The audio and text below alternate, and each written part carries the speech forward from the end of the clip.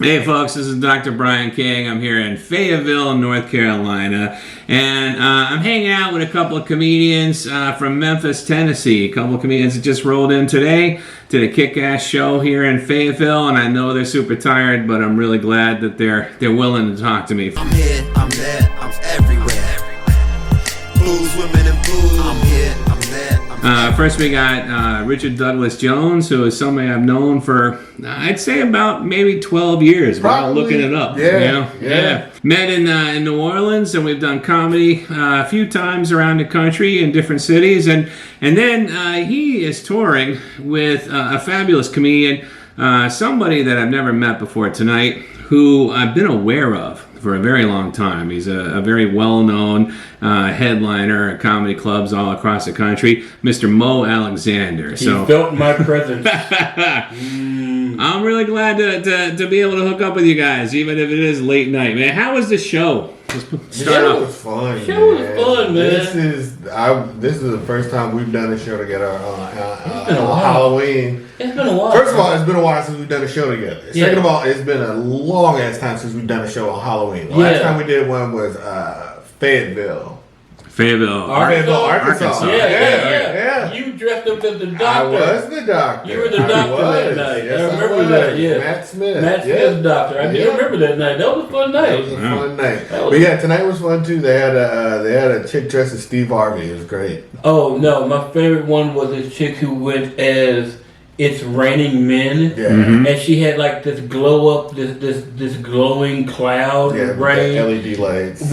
With a bunch of pictures of bad Tinder dates. I was like, that is brilliant. I didn't want to talk to her. I did. I was going to look. You were afraid you were going to end up on that shirt. No, not at all. I was going to go up to her and say, maybe you're the problem. That's I was great. like, ma'am, There was a lot of fucking raindrops. There was a lot of raindrops. I'm like, ma'am, I love you're crazy. Give me a picture right now. I'm like, you are nuts. Hey, I should also point out we are recording this on Halloween, so it may get even more tiring. And you guys just rolled into town today, right? Oh, yeah. Drove in here from Memphis. Yeah, very long day. Yeah, we left.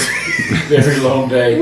Very long day, dude. We left. We were supposed to leave about 4, and for the first time in his life ever, he was late picking me up, which hurt me because I had drank a lemonade infused bottle of some THCA thing, and I had planned it out to where we were going to be perfect. Like he's always like 30 minutes early to pick me up. So I was going to drink this thing real quick, go down, and by the time we left Memphis, out of the actual physical city of Memphis, I'd be like, I'm relaxed.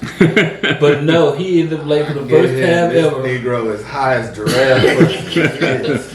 Judd, I'm like, can you carry my bag? Because I can't walk down steps otherwise. And then we busted he blew a tire on right before the Mississippi line to get out of town, and he had to change that, and I'm just like, standing outside of the car, just like trying not to fall. And I'm like, oh God.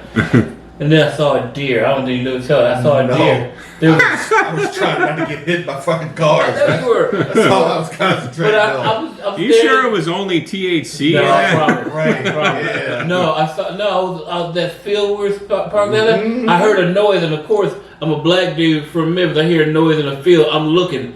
And I'm like, oh shit, it's just a deer. I'm good. I'm like, I know these crazy white people in this area over here. I don't want to I'm not trying to get the hills eyes on me, Mississippi version. I'm like, ugh.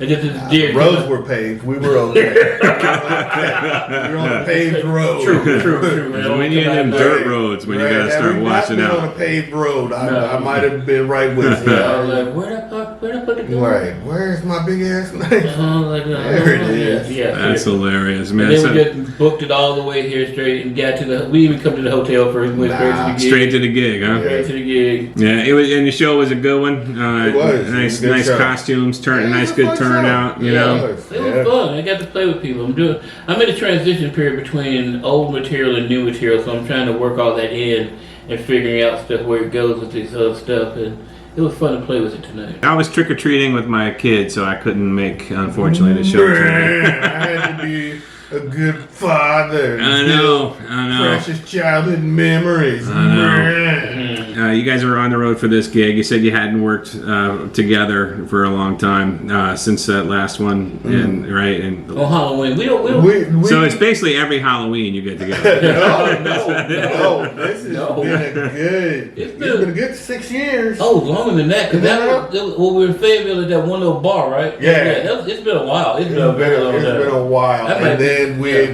we had done stuff after that. But yeah, no, this is the first time. Yeah. Yeah. Pre-COVID, we hadn't been on the road. Oh yeah, that's for real. Yeah, pre-COVID. Wow. Yeah. So Mo, how long you been doing comedy, man? Way too long. Yeah. Way too long, but I'm not stopping until I'm dead. Probably got me beat. I know. I would imagine. Like, Well, how long you have I don't want to say because if you're not gonna say, and I just said you got me beat, then it's just gonna make me seem like an asshole if I say it. We're just having fun here. 15 years. I've been doing 15 years. Yeah, I got you beat. It's okay, but it's all right. It's not a competition. We all in this together. I respect my elders. You know, is what it comes down to it. I ain't hating on that. And Richard, what about you? Same as you, 15. Yeah, so we started around the same time, I guess. I didn't realize that, but I mean, what drives you guys? Bitches, not a problem. 15 years ago, maybe. Right, not even then. I'm just not done. I'm still chasing the high, man. I'm still searching for that perfect wave. Yeah, I always made a promise to myself when this becomes a job, I have to quit. Mm-hmm. You know, because the job portion of this thing is on the phones with bookers and all that stuff. That's the job. This part, getting to the show, doing the show, relaxing after the show, that's what it's all about. So as long as I can do that part, as long as I'm still having fun, I'm still doing this. Yeah, all right. So I feel you. Nah, I'm forever chasing the high. If I'm being honest, I'm forever chasing that comedy dragon. Yeah, I get that.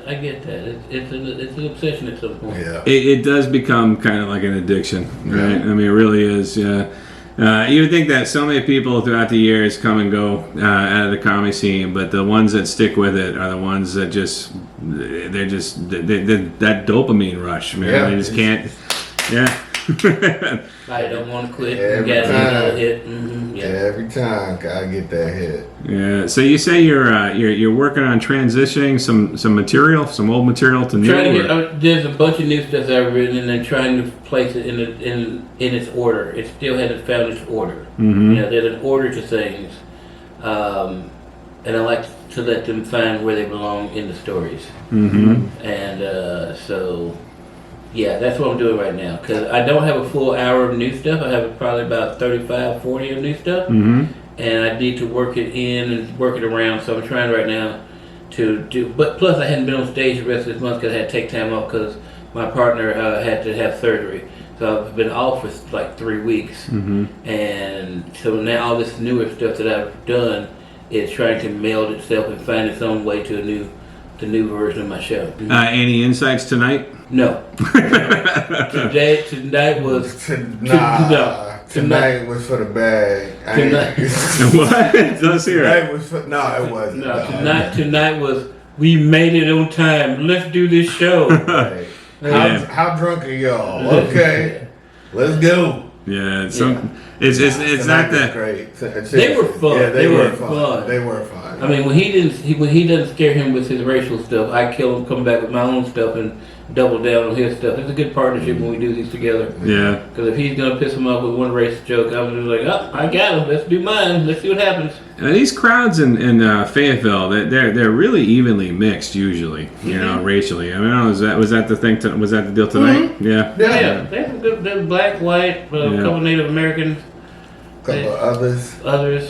Yeah. Camera people dressed as Harry Potter people. I don't know. It was. Yeah. No, they were a good crowd. I mean, they seriously were a good crowd. It wasn't packed and sold out like I wanted it to be, but it's Halloween, so I knew it wasn't. Yeah. But the crowd that was there were a lot of fun, and they were getting the good stuff. For sure. Yeah. Because, I mean, I write complicated jokes. Yeah. There's always levels and stuff to the jokes inside of it. Can you give the audience an example? Just because complicated. Listen, some of the people listening to my podcast aren't going to be that familiar with your work, you know.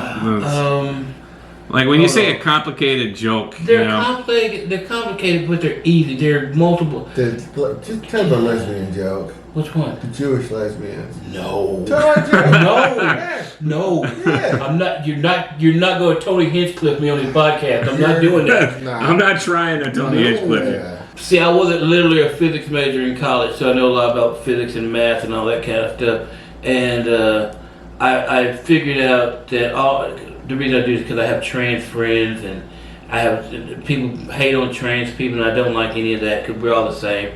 And I don't know what any of my trans friends have. I don't know. I don't ever ask them, but I do have a sneaky idea that all of them have the exact same thing in their pants. And I stole this theory from quantum physics. I think all my trans friends have what I like to call Schrodinger's genitalia. For those of you who don't know what that is, that's a thought experiment that says that any one moment in time there could be both a penis and a vagina occupying the exact same time and space, and you don't know what you get till you open the box. Surprise! Right there you go. Right there. It's a complex, simple joke. That is it's a complex joke. It's I like it because it's also a dick joke or a vagina joke. It's Either both. way. But I also really like it too because you're making a reference to Schrodinger's box, which is fairly not too obscure, but fairly obscure. If it's the least obscure joke in physics I can make. So you have an interesting background. See, I have a PhD in psychology. I go by Dr. King on stage, the white one, Jesus. That's a great joke to make with a couple of dudes from Memphis, by the way. That's a great joke. I think if you go, I'm Dr. King and I have a nightmare. That was a killer. But I always, people ask me what kind of comedy I do. I tell them I do like stupid comedy. I don't even bring any of that. I mean, I bring my personality to stage, but I don't bring that. I don't draw into that knowledge base for humor. You know what I mean? Right. So it's kind of impressive that you can pull that one out and relate it to the trans issue, which is Schrodinger's genitalia. It's true because a lot of people hate on what you got. Who cares what's in the pants? As long as they're cool people, we can hang out. Yeah. So here's the thing. Let's do that like that. Don't make fun of them. Make fun of the situation behind it. there you go. So that's what we would call a complicated joke, and I would say that probably fits. Yeah. I don't like to punch down. I like to punch straight ahead. I don't go down. I'm not trying to hurt people's feelings unless you piss me off and then I'll make you cry. Yeah. That's gonna be a personal. That's gonna be personal. It'll be written right there for you. I like to just kick you in the nuts. He does. He scared so many people tonight with some of his bits. So I'm just like, I love it. I love kicking. I wish I could have been there. I want to get a sense of that. You used to do like a bunch of nerd-related humor. I still do some of that stuff. Yeah. But I do social commentary stuff, and I'm a dad now, so I got dad jokes, and like I was telling you all before we got started, I was sick for a while last December. I got diagnosed with lupus, and so now I have stuff about having lupus and all that other stuff, and it's fun. My name is Lupus. I live on the second floor.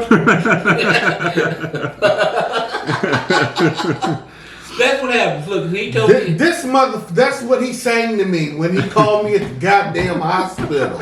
See, when he told me he had lupus, I was like, it hurt my heart because he's one of my best friends, okay? But at the same time, he's a comic. Yeah. I'm not going to be like, I'm so sorry. I'm like, nigga, laugh. Let's laugh at this shit. So it just matter. If you hear something late at night, pick up my pills.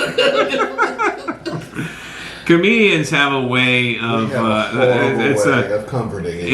Like anybody external to comedy would just think, what an asshole. But then it was like, nah, man. I mean, a good laugh is kind of what you need, sometimes. Sure. And you gotta make fun of the situation so you don't cry. That's what we do. We take the most horrible things possible. Oh yeah, I'm done in my family. Don't sit next to me at a funeral. Don't do it. Yeah. Well, I'm sorry to hear that you developed lupus. You managing all right? Yeah, I'm fine, man. I get up, I take a handful of pills every morning, and I hope for the best. Starting to exercise a little bit more. It is weird seeing him this small, because I'm so used to him being like the fucking Captain Caveman. So Yeah, that's true. That's true. He's always building stuff, and he's like jumping on boxes. Yeah, And, no, you're right. I actually it didn't register with me because it's been so long since we've seen each other, you know. But yeah, I remember you were just a much more. I'm getting back there slowly but surely. But for now, just smaller shirts. Yeah. I don't know. I like to think of my body as being swole, but Swole in. swole in. There we go. Me and Bo, we know what's up. Retaining love. Retaining love. That's a good one. I like that one. Yeah. Yeah. Does you guys bring any ribs with you? Not at all. I don't even say that. I don't even say that because you're coming from Memphis. As I rolled into your hotel room tonight, I realized there used to be a Memphis barbecue joint literally right next to this hotel, like that restaurant that's right there. And I miss it because it was legit Memphis barbecue. No kidding. The woman, I forget her name, but she's won the rib barbecue contest you guys have there like 4 years in a row. Oh, you're talking about the chick who owns the place in South Haven. Yes, that's her. She has a South Haven. Barbecue company. It's called Memphis Barbecue Company. She got South Haven. She has Atlanta. One outside of Atlanta. She used to have one here. I don't know why she had one here, but unfortunately it's closed. Now, see, here's the deal. I haven't eaten there, and I deal with a lot of barbecue because that's what I do. Now, the only reason I want to try her food is because the dude from Galax. Oh yeah. They said to try her. She said, "No kidding." Yeah, Okay. they were like, "We know her. She's good." I'm like, "All right, we don't fuck around. Yeah. We don't mess with bad barbecue. I'll stab somebody over bad barbecue." Yeah. I'll mourn a restaurant closing. I was really sad when that place closed in Fayetteville because I'm like, I gotta drive 6 hours to Atlanta if I want to try it again. No, you don't. know? Drive over to Galax, Virginia. Galax, Virginia. Galax, Virginia. Go to a place called the Galax Smokehouse. I promise you. It's Memphis style? It's not, but it's good. Their sauce is Kansas. They use a vinegar base, and normally, from Memphis, we don't like vinegar base. Right. But yeah, for sure. Galax Smokehouse is the only barbecue place outside of the city of Memphis, Tennessee. Ask for big games. Who should I ask for? No. I'm gonna big games. I'm gonna ask them to be sponsor of this. Sponsored by Galax Barbecue. Galax Barbecue, Galax Smokehouse. They don't mess around. It's the only place. Like if there was a possibility of taking a 45-minute detour on the way home, we'd be going there. I don't know. I guess you're going back to Memphis, though. It's not like you're that far away. But I'm saying it's the only one. Yeah. It's the only one. I'm like, I would look forward to going there. I'm like, Yeah. They don't play. That's the only one. I'm gonna have to check it out for real. It's recorded. I'm gonna remember it. I'm gonna put it in. File it away next time I'm up there. I love those guys from Galax Smokehouse. Make sure you send up smoke signals because as soon as you hit the city line, you have no phone service. You have no phone service. It's gone. I remember I was like, Mo, where the hell are you taking me? I was like, trust me, it's okay. Trust me, it's okay. Mo about to take me to the sunken place. It is such a cool little town too. It's such a cool little town. I've gone there even when I have not doing shows or something. And I got out of the car. Charlie was with me, and we get out of the car. And I'm like, "Hey, Mo's here." I'm like, "What's going on?" It's like everybody in that town knows me. It's like, "Mo's back. You doing the show? Can we come?" I'm like, "I'm just getting the ribs." Oh, okay. Get the bird in. I know the bird ends. Leave me alone. Yeah, that's awesome. Yeah, you left an Laurel impression. and hard and well. Yeah, that's the one thing I love that about the road, man. I always and I got all my good barbecue joints everywhere I travel. There's this place in Nashville, there's this place in Kansas City, there's this place, But once you get out to California, it becomes a little tough, But Yeah. You gotta look for the old black dude by the side of the road. yeah, That's the rule of my. You're not cooking out a barrel. I don't want it. That's the rule of the side road. You see an old black dude with a barrel on the side of the road cooking barbecue, you stop immediately. that's the place, huh? Immediately, don't you go past anywhere. Cigarette dangling with his jaw. Yeah. He might have asked in the sauce. It don't matter. It just adds flavor. What do I want? What do I want? How you get the tar taste in here? What do I want? Look, we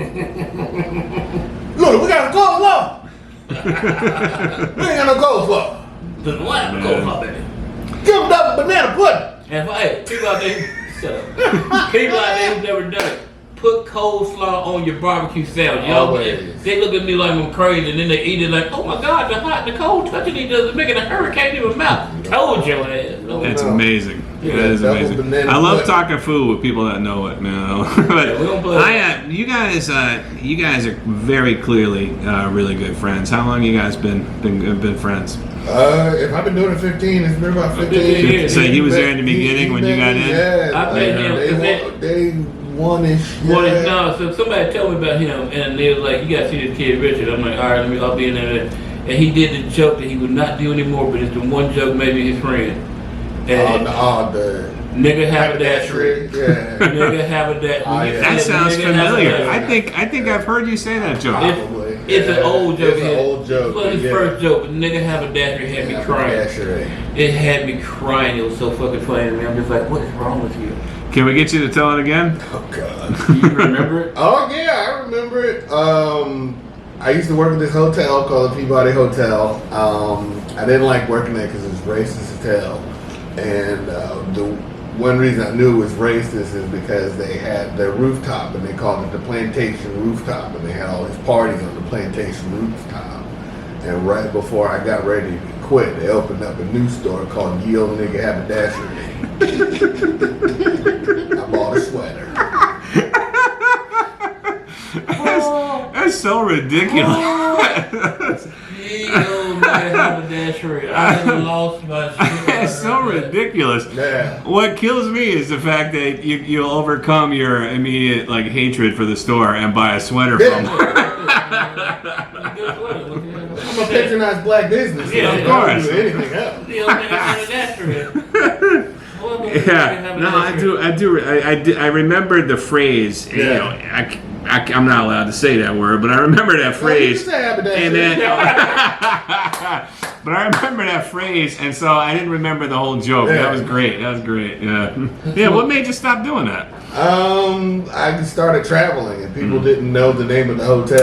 Yeah, the Peabody doesn't really have a lot of notoriety. Nah, I can do it in Memphis and Orlando. They're Yeah. the kill. Yeah, that's it, pretty much. Yeah. And you didn't even mention the ducks in that bit either. The Peabody has ducks. The ducks live on the plantation rooftop. That's true. That's where they sleep at night or whatever, and then they go down the elevator shaft, and it's crazy. The people line up to watch the ducks. Oh yeah, they are so strict with that. Like the general manager loves telling the story about how Oprah came to the hotel one day and she was like, "I'm Oprah. Can we do this another time?" And he's like, "No, we cannot. We do it at 5." They wouldn't even change it. No, for Oprah. not at all. Wow.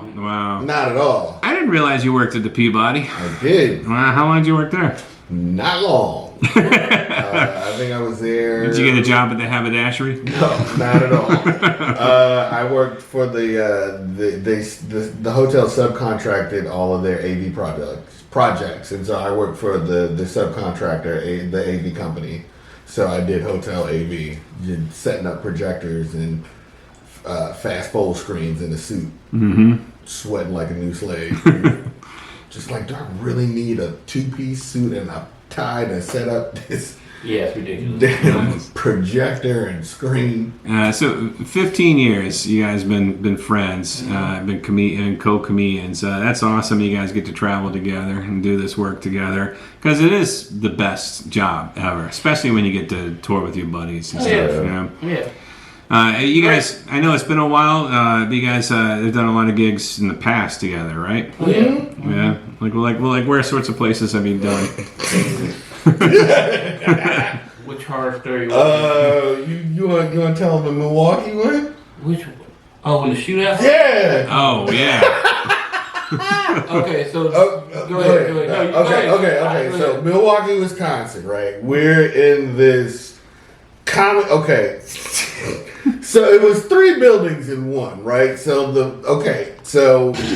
you're looking at, you're walking into the club, right? The top floor is like a Dave and Buster's, right? Uh-huh. The bottom floor is the comedy club, and then they basically cut the building in half. And on the other side of the building, top to bottom, is a strip club. Like the showroom is on the top floor, and then the ladies all change at the bottom floor. And one night, it had to have been our last night. Mo was in a wheelchair at the time. Yeah, I got out of the hospital. I got out of the hospital after dropping dead 3 times. It wasn't my fault. Right, and I pulled the car around, and I watched this whole scene unfold at the strip club. They threw the guy out, like literally, like chucked him out. He got up and he dusted himself off, and he went to his car, and he came back. And as he was coming back, Mo was coming out of the other spot in the wheelchair. And the owner was pushing me. Right, and I'm looking at that. I'm rolling the window. I'm like, yo, y'all need to hold up.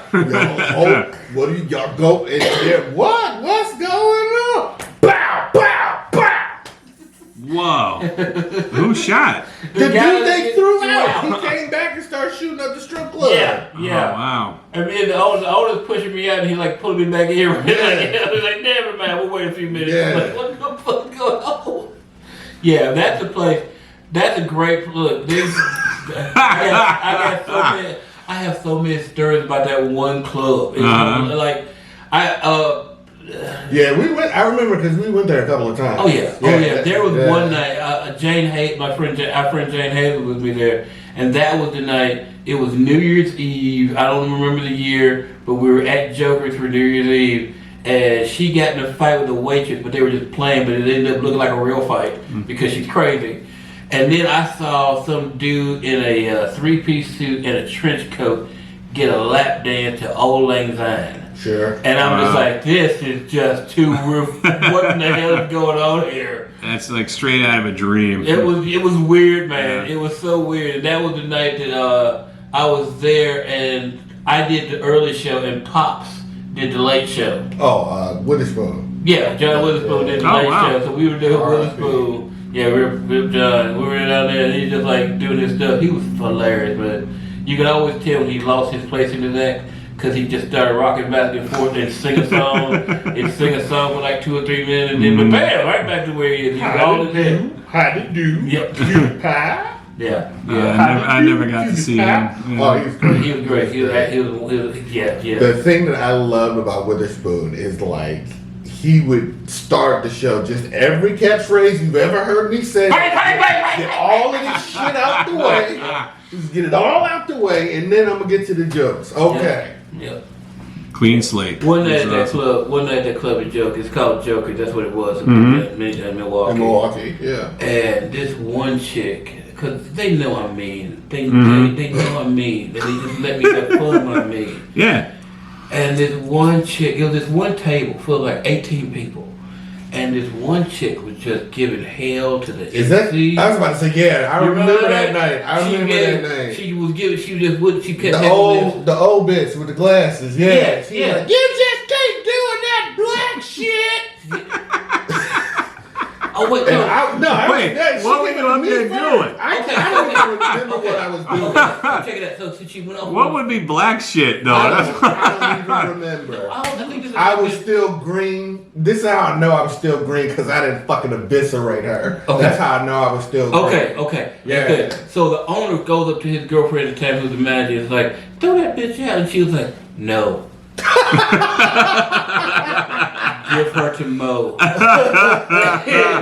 And I went on stage, and she'd heckled the MC, the guest spot, Richard, and came up, and I went up on stage and started doing my stuff. She said some shit to me, and I took the mic back in the holster, mic in the mic stand, and proceeded to give her 5 minutes of darkness. Mm-hmm. And she got up and like, you think you're so funny? Nobody likes you anyway, bitch. I brought all these people up in here. We gonna leave. And she got up by herself and walked up those stairs. Oh. Hold on. Here's the best part. Her mama was sitting next to her, right? Uh-huh. And she was like, we told that bitch to leave you alone. Oh my God. She told her not to fuck with you. You didn't look like you were being played. I told her to leave you alone, and she didn't do it. And she was like, and then one of her cousins like, yeah, man, fuck that bitch. We hate her anyway. And they all sat down. Wow. Nobody moved. Wow. And she had to come back downstairs like 20 minutes left and sit her ass back down. That is so extra humiliating. That is so. That's worse. She didn't drive. That is worse than I having think a the shooting comedian. was that next night. That was Friday. Yeah, you were Saturday. Oh man. I can only imagine. Yeah, that's like that is so much worse than just taking it from a comedian, man. Like to have like, my friends are gonna leave with me, and then nobody does, man. Yeah. Nobody. And Wow. when mama said, I tell you, don't turn that bitch and quiet, leave you don't fucking you look like you don't play. That's great though, man. Good for them because like she was clearly fucking up the show. Yeah. I mean, heckler's gonna heckle, and it's like, good for you guys, man. There's always that. What do you guys think about this? I don't know how new. It's a couple of years, past couple of years, man. Every comic is just like doing crowd work now because crowd work videos are so popular, and it's encouraging hecklers. Am I right? I mean, it's like it is. It does. But hecklers have always kind of been encouraged. Yeah. You don't think there's more of them though, because now everybody thinks thanks to TikTok that it's like an interactive art form. Here we go. I think it's a group of certain age. Yeah, it's new. Yeah, 22 and below, 23 it's and below. new to them. It's new to them, so they've never seen it. But yeah, I was in the Bahamas in July. doing that club down there, and it's 2 weeks. It's a 2-week room, so we're there for 2 weeks. Tuesday through Sunday. And every show had been great until the very last night. Mm-hmm. And there's like 30 18-year-olds in there. Mm-hmm. And, oh, Jesus. And that's exactly what they wanted. They wanted, they were like, why are you talking? This shit ain't about you. Shut the fuck up. What about and just interrupted my whole set. So I was like, all right, you want to play? Let's go. Yeah, no, we got a saying back home. You can see the show or you can be the show. Yes, exactly. That's how I know I was green. Because at this point, this man will tell you, you better not heckle me. Don't do it. I'll hurt your feelings. Yeah. And then your grandchildren will be offended. Exactly. Same here. And they just want to play. And I'm like, all right, I don't have to do material. I can do this all night. Let's go. Mm-hmm. And that's what we did. It was like a kind of a verbal knife fight, and had to stab some little 18 to 20-year-old white kids. But I did, verbally. Yeah. And they was like, okay, we're sorry. Yeah, okay. You're not sorry. You got to be sorry in about 5 more minutes. Yeah. So that's what we need. We need you to go around the world teaching people how to behave. Yeah, I don't like it. Crowd work is fine, but don't come in expecting crowd work. The shit ain't about you. Yeah. Well, see, I do a lot of crowd work, but I hate hecklers. I don't want to do crowd work where I got to put somebody in their place. I want to do crowd work where it's fun and uplifting. Like you're talking about, you don't want to punch down, but when you have a heckler, you got to punch them down, and you got to punch them down hard, or they're going to keep coming back. Right. And that's not how I want to keep my show going, but. Yeah, it's weird. Comedy's weird. People's expectations are weird, man. But yeah, it is. Younger people for sure have definitely tried to come in expecting more crowd work, but there have always been those staples. And usually number one with a bullet is either going to be your singular drunk white lady or your drunken bridal party. Those are going to be a problem every single What's time. wrong with it? I'm not the center of attention right now. What's wrong with this? Yeah, no, I get that. Oh, my God. Yeah. Every single time. Or either the bridal party or the divorce party. Yeah. With the exception of the bridal party, usually when there's a heckler, there's always like a pissed up boyfriend next door. You know what I mean? He's like, just shut up, Oh, man. I had a show one night in Birmingham, Alabama. It was so much fun for me because I had pissed this one woman off so bad. So she hated me. Mm-hmm. She jumped up and started going off on me. It was like, I'm just like, okay, you don't like those jokes. I'll sit down and maybe I'll come up with something that you enjoy soon. You're like, fuck yeah, I'm leaving. And her husband was like, I'm staying. And she left. And went to the car, and he stayed the rest of the time. Wow. And bought merch. He was like, "Yeah, I'm in a lot of trouble, so go ahead and get your t-shirt." He made her wait the rest of the 45 minutes of the show because I had, I was doing like an hour, so she better me 15 minutes. And that is impressive. Yeah, That's great. 15 in. Yes, 15 in. Because, and that was pretty much me getting to know the crowd because it was one of those fun crowds that started on.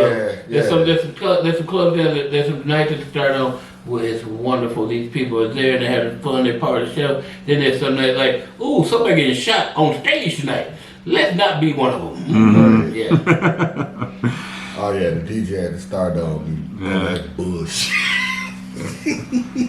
Dude, I really appreciate you guys sitting down with me for a no, little bit. man. Look, if nothing else, it's good catching up with you. What's the road been like lately? I had to take a couple weeks off because one of my partners had to have some surgery, so I've been off for the past month, pretty much. Since about July, like I said, I got sick last December, and since about July, I've kind of been going on the road. But since I went with him, I could go a little bit further. Normally, I do what we call in the industry turn and burns. So, a place where I can go is close enough where I can turn around and come back that night.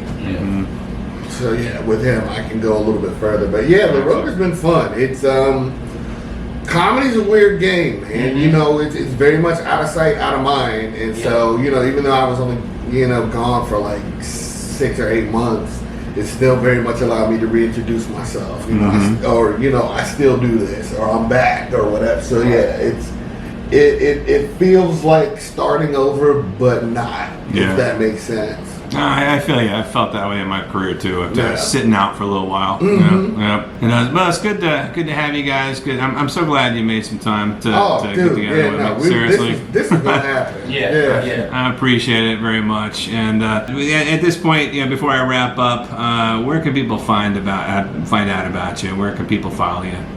You can find me on Instagram at rdouglasjones, DOUGLAS 1S. On Instagram is usually the best place to find me. At the beginning of the month, with the exception of this one, I usually will post up a picture of all of my upcoming dates on Instagram. Cool. And Mo? You can find me on Instagram, which is Mo Alexander, or my website's moalexander.net, moalexander.net. Or YouTube, Mo Alexander. If you type in M.O. and Alexander, and it's not a 13-year-old black chick from Houston, it's going to be me. It's going to pop up. Yeah. Excellent. All right. Well, I hope you guys have a good gig tomorrow. Where are you playing tomorrow? In Virginia somewhere? Williamsburg, Virginia. The last time I was in Williamsburg was with another comic. I can't remember his name right now, but we did that Colonial Williamsburg thing. Oh, okay. And we took off our shirts because they have like that little slave cabin thing. That's the place where I told you that we took off our clothes and started running out of the building yelling, "We free! We free! We free! We free!" They hated us. I bet everybody loved you for that. I might be banned from Colonial Williamsburg. I don't know. Now I kind of want to do it. I can't do my leg wrong. I can't do that. You put me in a wheelchair and I'm like, "We free! We free!" Well, I really hope you guys have a good gig tomorrow and a safe drive back to Memphis. I appreciate it. And thanks for joining me. And folks, thank you guys for listening, watching, however you consume in the podcast. This has been another episode of On the Road with Dr. Brian. Thanks for watching. Bye-bye. I'm here, I'm there, I'm everywhere. Blues, women, and blues. I'm here, I'm there, I'm everywhere. I'm an asshole.